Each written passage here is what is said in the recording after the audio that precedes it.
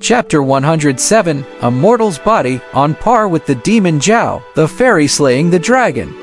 This is the heavenly demon nether dragon scroll. Han Yi was taken aback when he saw the Jiaolong's yin god's soul smashed to pieces by a single slap from the demon dragon. At this point, he finally understood. It turned out that it wasn't the Jiaolong who trapped him here, but the heavenly demon nether dragon scroll. Using some unknown ability, it had captured the soul of the demon Jiao directly. Unexpectedly, the coverage of the heavenly demon nether dragon scroll was so wide that it had managed to capture the Jiaolong's soul. This so-called North Sea Dragon King was extremely cautious when it came to steal the sacrificial offerings, using just a wisp of his soul to devour the innate essence of human children. But in the end, he was still caught and devoured directly by the heavenly demon nether dragon scroll. Han Yi pondered the words of the Jiaolong just a while ago. Upon my return, I will tear those bastards to shreds. Who did those bastards refer to? Does this mean that not only the Jiaolong was making mischief, but there were other accomplices as well? Han Yi indeed felt a little strange. How could the Jiaolong dominate in Beihai province for over 10 years without anyone paying any attention? Could it be true that the surrounding sects really didn't care? If the Jiaolong didn't have some sort of backing, it would probably be impossible to achieve such domination, right? As he pondered, the darkness in front of him gradually dispersed. Han Yi returned to reality. He sat up abruptly from the bed, took a glance around. The window was still open, the night wind blowing in. Chu Shanyu stood by the window, her veil fluttering with the wind, staring distantly into the unknown. The only change in the entire room. Perhaps it was just the disappearance of the lamb leg next to the roasted lamb leg skeleton on the table. Han Yi quickly turned his gaze to Chu Shanyu, a hint of amusement in his eyes. Didn't she say she wasn't going to eat? As if nothing had happened, she softly said, "There's a demonic aura. Let's go." After Chu Shanyu stated, she turned into a beam of light and shot out the window. What's going on? Hanya frowned, not understanding what was happening outside, but quickly followed. What demonic aura did you see? Without looking back, Chu Shanyu explained, while you were meditating, a demonic wind blew up in the established sacrifice site of the Beihai mansion. Just when I was about to make my move, the wind quickly disappeared as though nothing had ever happened. It was very strange. Han Yi furrowed his brows and wondered in secret, didn't I get trapped in the demon chart at this time? But just half an incense stick of time before you woke up, the demonic wind rose again, only this time, it went towards the river. Hearing this, Han Yi hesitated. He was contemplating whether he should tell her about encountering the Jiaolong in the demon chart world. But on second thought, he decided not to. Going deeper into this would likely expose the secret of the demon chart. The bottom of the North Sea Changjiang. This place leads to the ocean, where the bottom connects with the underground fire vein, maintaining a consistently high water temperature, providing a natural greenhouse. The surrounding vegetation remained green even in the harsh winter. But who would guess that a water mansion existed underneath this sea? A domicile to a demon Jiao who proclaimed himself to be the Dragon King, with many water demons gathered by his side. In the water mansion at this moment, the Jiaolong slowly opened its eyes, spat out some demonic essence blood, and his complexion turned pale. Not only had he lost a wisp of his soul, but his prided yin god had also been devoured, causing him a serious loss in cultivation. He had lost decades of his cultivation, and it would take at least 60 years to recover. His face was grim and terrifying. He had not easily cultivated the demonic pill, and now that he had encountered such a major setback, how was he to secure himself a foothold in North Sea? Get me that human Taoist priest. After a while, an assembly of lobsters and catfish demon beasts slowly escorted a middle-aged man wearing a black Taoist robe. Upon seeing him, the humanized form of the Jiaolong grabbed his collar and roared, "Had I not been smart and sent my actual body, I would have died in the Beihai mansion." Do you understand that? How could it be possible? The middle-aged man dressed in black was truly puzzled. You ought to know that all the sects within a 100-mile radius have been notified, and they will not intervene. Even if they did, they would not be able to harm you, unless you've run into a tough nut to crack. The middle-aged man could only come up with this explanation after some thought. But the Jiaolong simply sneered and retorted, "You all promised me that if I claimed to be the king here, you would help me cultivate. Initially, I only planned to make an appearance and leave, but who knew you guys would dare to cross the Great Zhou Empress with the backing of Wuliang Tian?"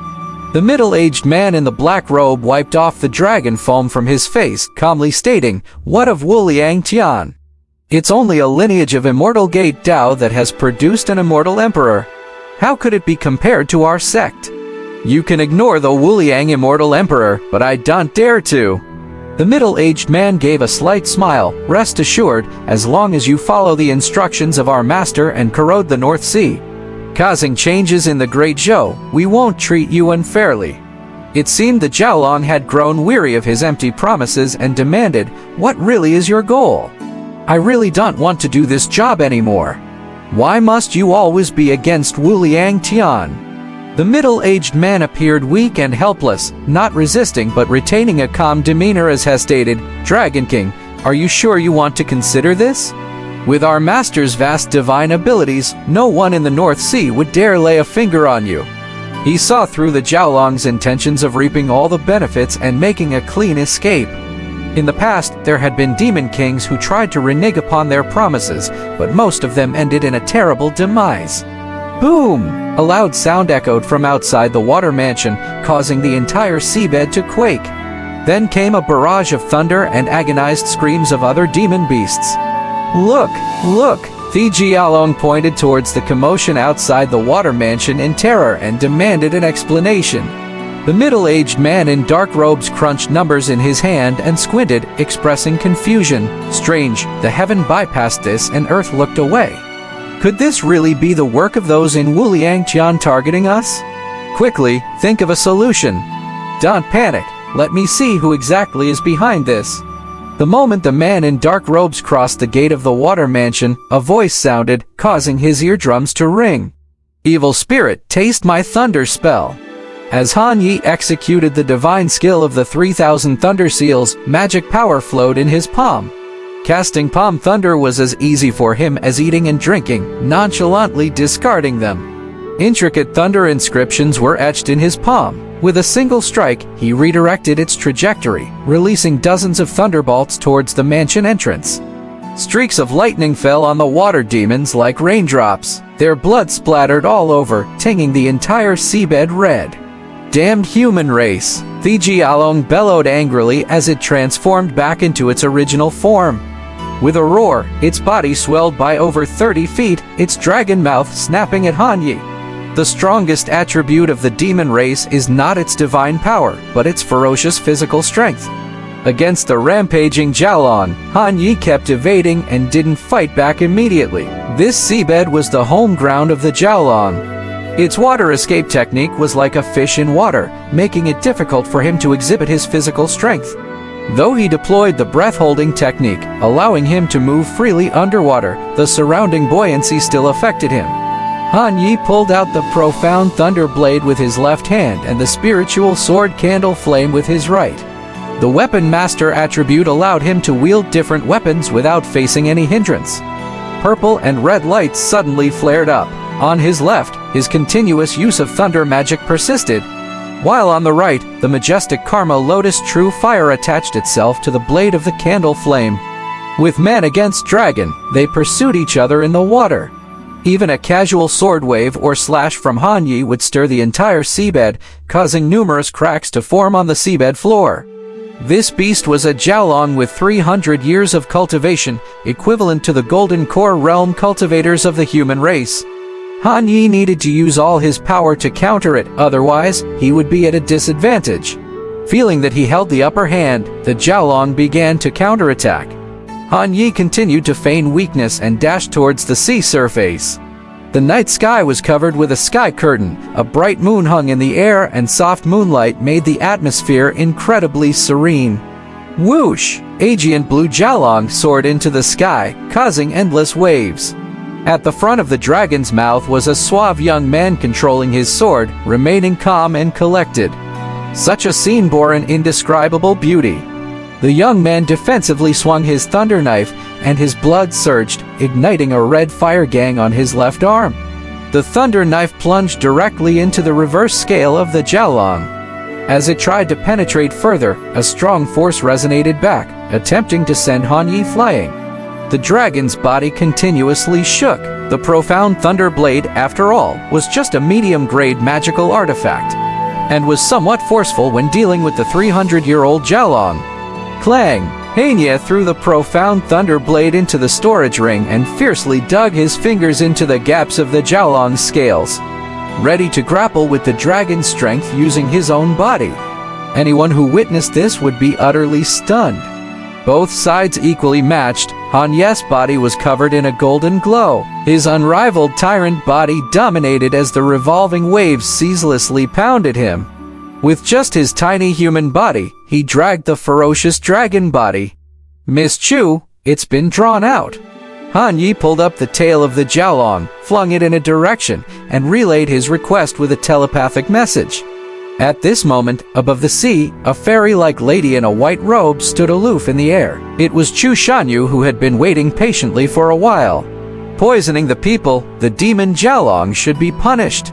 Chu Jianyu's voice was as cold as ice, as if she was passing judgment on the Jiaolong. Boom! Suddenly, thunderclouds rolled in the sky. Below the sea of clouds stood a mesmerizing fairy in white, and around her waist hung the emerald ancient sword. Her hand gently embraced the hilt, ready to draw the sword. Die! The placid but frigid voice, full of murderous intent, echoed between heaven and earth. It traveled to Han Ye's ears, and he knew that she was about to unleash that serious sword attack again. As per usual, he waited for her attribute to drop. Acquired attribute, Sword Art Mastery 5. Acquired attribute, Descendant of Sword Fairy 3.